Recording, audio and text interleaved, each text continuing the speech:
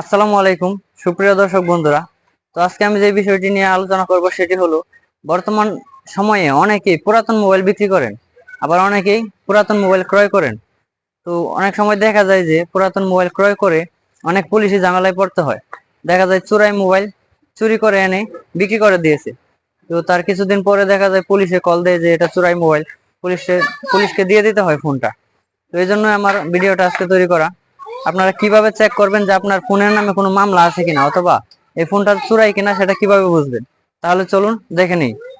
প্রথমে আপনারা যে ফোনটা কিনবেন সেই ফোনটার ডায়াল অপশনে চলে যাবেন। কষ্ট করে একটু কানেকশন দিয়ে নেবেন, ইন্টারনেট কানেকশন। তো ডায়াল করবেন *#06#। এখানে দেখতে পারবেন আপনাদের আইএমইআই নাম্বারটা চলে আসবে।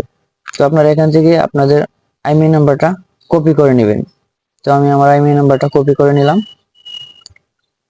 এখন গুগল ক্রোম ব্রাউজারে চলে যাবেন।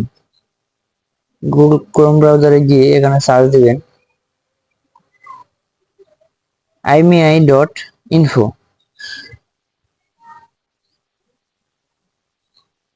এটা লিখে সার্চ দিয়ে দিবেন। সার্চ দেওয়ার পর আপনারা এখানে একটি প্রথম ওয়েবসাইট পেয়ে যাবেন, সেই ওয়েবসাইটে চলে যাবেন। তো এখানে দেখতে পারতেছেন একটি খালি ঘর আছে, সাইডে লিখে আছে চেক আইএমইআই। এখানে আপনাদের আইএমইআই নাম্বারটি পেস্ট করে দিবেন। তো আমি আমার আইএমইআই নাম্বারটি পেস্ট করে দিলাম। এখন চেক আইএমইআই ক্লিক করে দিলাম। তো নিচে দেখতে পারবেন আপনাদের যে ফোনটা, সেই ফোনের সকল ইনফরমেশন চলে আসছে। তো আমি স্ক্রল ডাউন করে একটু নিচে যাব।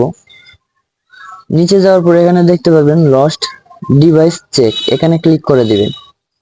এখানে ক্লিক করে দেওয়ার পর একটু নিচে দেখতে পারবেন আপনার আইএমইআই নাম্বারটা উপরে আসছে, আর নিচে চেক লস্ট স্টোলেন স্ট্যাটাস, এটাতে ক্লিক করে দিবেন। এটাতে ক্লিক করে দিলে দেখতে পারতেছেন এখানে লেখা আসছে clean, this device is not reported in IMEI.info।